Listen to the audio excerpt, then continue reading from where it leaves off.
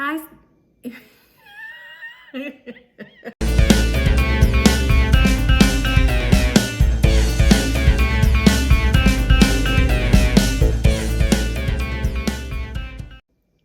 Hi everyone, this is Stephanie Thomas of the Sales Tax Sisters and Thomas PC with another tax tip for you. Today we're going to talk about exempt customers as well as exempt transactions. And when I'm talking about exempt customers and exempt transactions, I'm talking about transactions where either your customer is exempt from sales and use tax, and we talked about this a little bit more in the other video called sales tax exemptions, and I'm going to link that.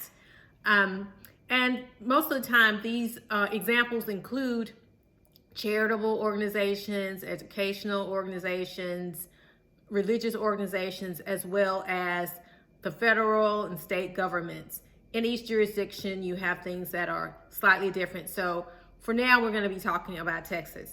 So in the case of exempt customers, in Texas specifically, there are certain things that you need in order to substantiate the fact that they are exempt from sales and use tax.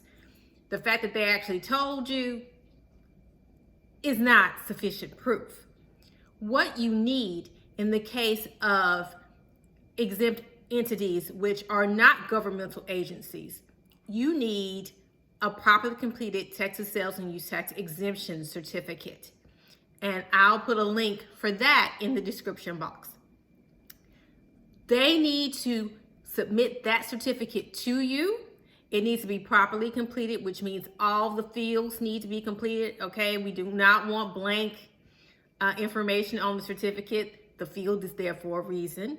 It needs to be signed and it needs to be dated.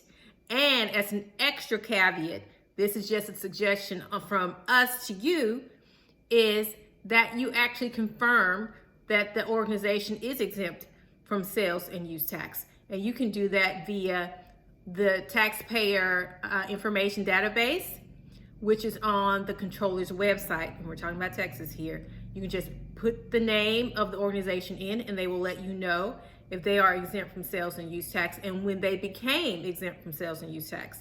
You'll be amazed that some organizations don't understand that here in Texas, you have to apply for that designation in almost all circumstances. I'll tell you the circumstance where you don't a little bit later. And the state has to say, okay, we are going to give you the exemption where you are exempt from sales and use tax. But as a seller, you must have documentation on file that they are exempt, which is the exemption certificate. The extra step of actually verifying that they are tax exempt with the controller's office here takes less than a minute. So that relates to exemptions for exempt customers that are not governmental entities.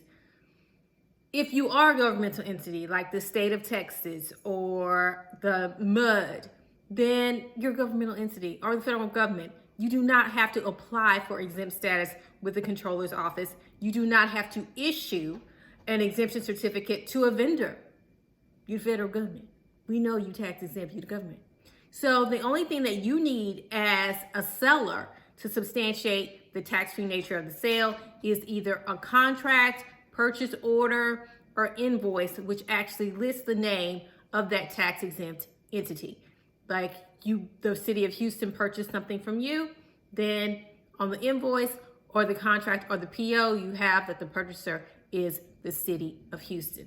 So hopefully you understand that here in Texas, there's a slightly different bar as it relates to exempt organizations, the educational, religious, and charitable organizations versus governmental. Now, I have given you information as it relates to Texas. Each jurisdiction is different. So if you're in New York, that's probably going to be different than what we have here in Texas versus what's going on in California or Washington or Louisiana. You must understand the rules that are applicable in the jurisdictions in which you do business. That is important. And the controller's office or the taxing authority should have that information readily available to you. I mean, they want you to comply, so they should make it easy in a perfect world, but we won't go there. And I think that is all I'm going to say about it today, because this is longer than I thought it was going to be anyway. So that is your weekly tax tip. If you have any questions, please let us know. Also, I'm going to give you links in the description box to our online courses, as well as if you are completely and utterly confused and you want to book some time with me or Mary, those links are going to be in the description box as well. You can also follow us on Twitter, Facebook, LinkedIn, Insta. We actually have Pinterest too. I'm going to get that information to you as well. And we would love it if you subscribed to the channel and or subscribe to our monthly newsletter that we send out, which has goodies that we don't necessarily put on YouTube. And with that, and that was a lot, with that, I'm going to let y'all go. Have a great day, and thanks for finding us.